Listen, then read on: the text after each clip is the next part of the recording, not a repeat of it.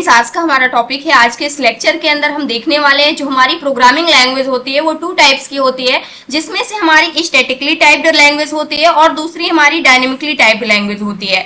अब इन दोनों लैंग्वेज के अंदर यानी जो हमारी स्टैटिकली टाइप्ड लैंग्वेज होती है और जो डायनेमिकली टाइप्ड लैंग्वेज होती है, दोनों में क्या डिफरेंस होता है, सबसे पहले हम इसको समझ लेते हैं। इसके बाद हम अपने जावा स्क्रिप्ट को कंटिन्यू करेंगे।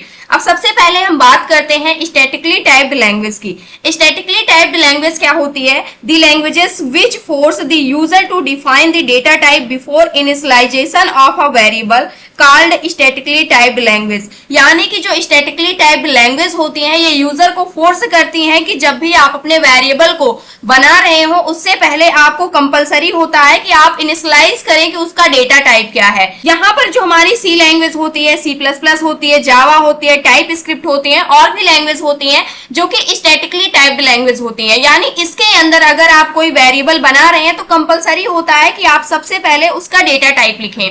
डेटा टाइप हमारे पास क्या होते हैं, जैसे हमारा बूल हो गया यानी कि बुलियन टाइप का डेटा टाइप हो गया, इंटीजर टाइप का हो गया, कैरेक्टर टाइप का हो गया और स्ट्रिंग टाइप का। इस प्रकार से हमारे काफी सारे क्या होते हैं, डेटा टाइप्स होते हैं। तो हमें ये बताना होता है, फॉर एग्जांपल मान लीजिए हम सी लैंग्वेज के अंदर कोड लिख रहे हैं तो उस कंडीशन पे हमने a = 10 वैल्यू को डिफाइन कर दिया।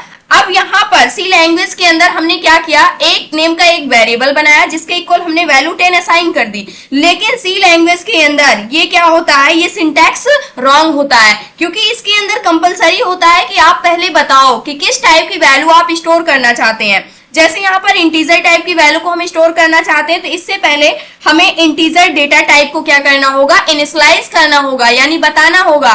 तभी जो हमारा कंपाइलर होता है सी लैंग्वेज के अंदर वो पहचान पाता है कि आप ए नेम के वेरिएबल के अंदर किस टाइप की वैल्यू को स्टोर किए हुए हैं। इसी प्रकार से C++ के अंदर, जावा के अंदर, टाइप स्क्रिप्ट के अंदर, तो इन सभी लैंग्वेज के अंदर कंपलसरी होता है इनिशियलाइज करना आप किस टाइप की वैल्यू को अपने वेरिएबल के अंदर स्टोर करना चाहते हैं। कोई कैरेक्टर स्टोर करना है तो आपको कैर डेटा टाइप को लिखना होगा। अब यहाँ पर मान लीजिए नेम को हम स्टोर करना चाहते हैं तो यहाँ पर ये कैरेक्टर तो होगा नहीं, एक स्ट्रिंग होगी, तो इसके लिए हमें क्या करना होगा, स्ट्रिंग टाइप का यहाँ पर डेटा टाइप यूज करना होगा। फिर नेम का हम वेरिएबल बनाएंगे, इसके इक्वल यहाँ से हम क्या कर लेंगे, कोई भी वैल्यू को स्टोर कर लेंगे जो कि क्या होगी, स्ट्रिंग टाइप की होगी। अब यहाँ पर डेटा टाइप आपने स्ट्रिंग बना दिया है। अब इस नेम के वेरिएबल के अंदर आप कोई नंबर स्टोर नहीं कर सकते हैं। नंबर अगर आप स्टोर करने की कोशिश करते हैं तो उस कंडीशन पे भी आपको सिंटैक्स एरर मिलेगा यहाँ पर। अब नेक्स्ट टाइप की लैंग्वेज जो हमारे पास आती है जो कि हमारी क्या होती है, डायनेमिकली टाइप्ड लैंग्वेज।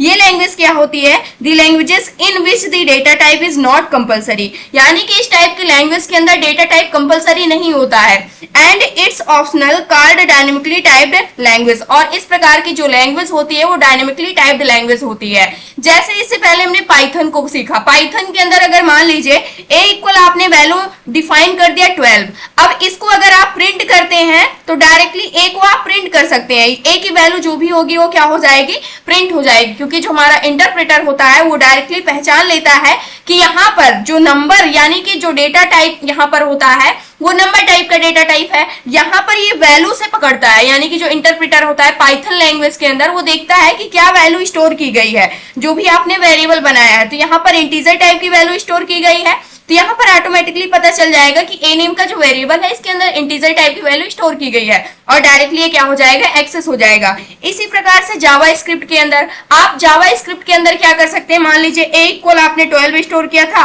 कल के जाकर के a आप मान लीजिए कोई स्ट्रिंग या कोई नंबर या फिर कोई यहाँ से सिंबल स्टोर करना चाहते हैं तो ये आप आसानी से क्या कर सकते हैं, उस वेरिएबल की वैल्यू को चेंज भी कर सकते हैं अदर टाइप के अंदर। जैसे यहाँ पर जो वैल्यू थी, यहाँ पर हमारे पास नंबर थी और यहाँ पर ये क्या है, कैरेक्टर टाइप की वैल्यू है, तो आप आसानी से क्या कर सकते हैं, चेंज कर सकते हैं।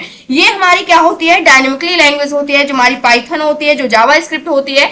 इसके अंदर हमें पहले डेटा टाइप बताने की आवश्यकता नहीं होती है, आप डायरेक्टली वेरिएबल नेम और उसके अंदर वैल्यू को इनिशियलाइज कर सकते हैं, क्योंकि जो हमारा पाइथन जावा स्क्रिप्ट होती है इसके अंदर जो भी हमारा इंटरप्रेटर कंपाइलर होता है ऑटोमेटिकली डिडक्ट कर लेता है कि किस टाइप की वैल्यू आप किस टाइप के वेरिएबल के अंदर स्टोर करना चाहते हैं, कोई भी एरर नहीं आता है। तो ये जो हमारी प्रोग्रामिंग लैंग्वेज होती है, जिसके अंदर हमारी स्टैटिक टाइप प्रोग्रामिंग लैंग्वेज होती है और डायनेमिक टाइप प्रोग्रामिंग लैंग्वेज होती है, ये दो टाइप्स की हमारी क्या होती है, प्रोग्रामिंग लैंग्वेज होती है। जैसे कि आपको यहाँ पर पता चल गया, जो स्टैटिकली टाइप्ड लैंग्वेज होती है उसके अंदर कंपलसरी होता है कि जब भी आप किसी वेरिएबल के अंदर वैल्यू स्टोर कर रहे हैं तो कंपलसरी होता है वेरिएबल नेम से पहले आप उसका डेटा टाइप डिफाइन करें। लेकिन डायनेमिकली टाइप्ड लैंग्वेज के अंदर आप डायरेक्टली वेरिएबल लिख करके उसकी वैल्यू को क्या कर सकते हैं, इनिशियलाइज कर सकते हैं, कोई भी एरर नहीं आएगा।